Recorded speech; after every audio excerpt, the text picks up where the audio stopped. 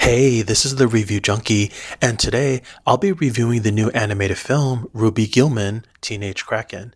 As always, my review will be illustrated and the artwork is done by myself.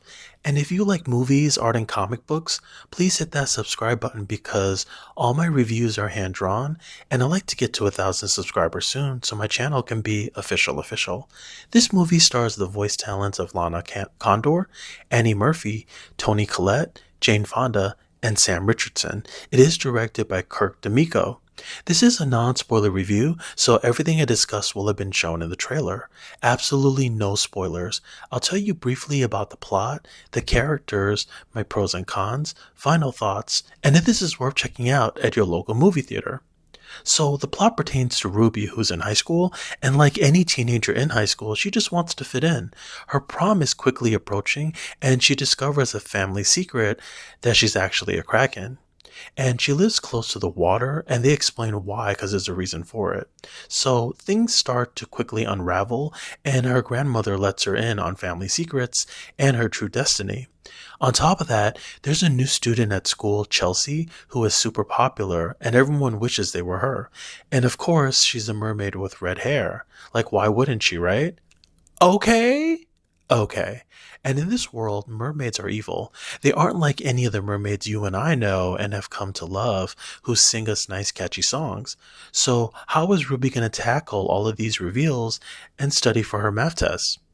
Alright, this was highly anticipated by me.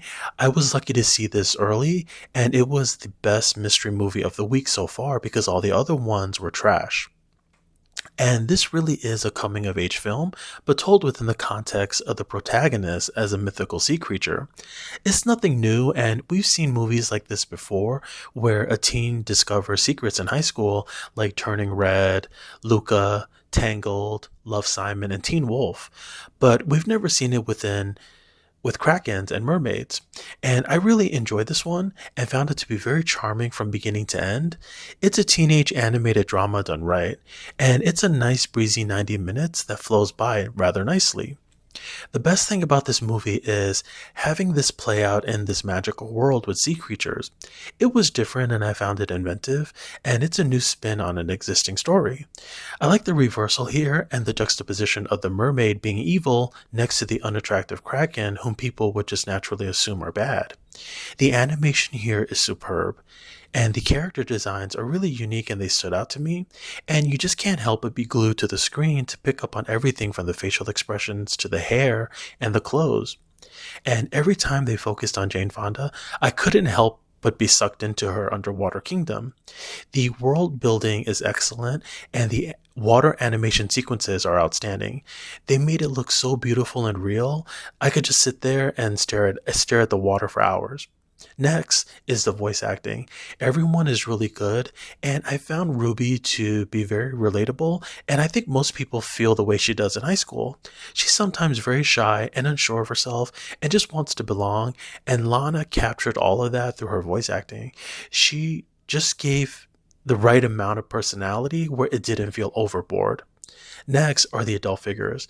Both Jane and Toni did such a good job as concerned parents, and of course Jane is a standout because she just has that natural funny bone in her, and every time she says anything it just comes out very comical, whether it's deliberate or not.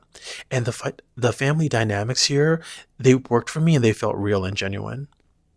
Lastly, I really appreciated that the script approached this by making Ruby as relatable and realistic as possible in terms of the way she interacts with people, her personality, her choices, and the things that she says. They could have easily made her a silly dumb kid for laughs, but they didn't. And because they made her a strong lead, I think this becomes an animated movie that both kids and adults can enjoy. I also really liked the third act reveal because I didn't see that coming, and I kept waiting for the twist, and it was juicy. So I don't have any cons for this movie at all, and I actually wish they would turn it into a TV show because I'd really like to see what Ruby and the gang are up to in their next adventure. Hopefully Universal and DreamWorks will consider turning this into a show. And I did have one small gripe, and it's the explanation provided on why blue sea creatures live amongst humans unnoticed, and I just don't think the explanation was really plausible. So this brings me to my final thoughts, and this gets a solid 8 out of 10 from me.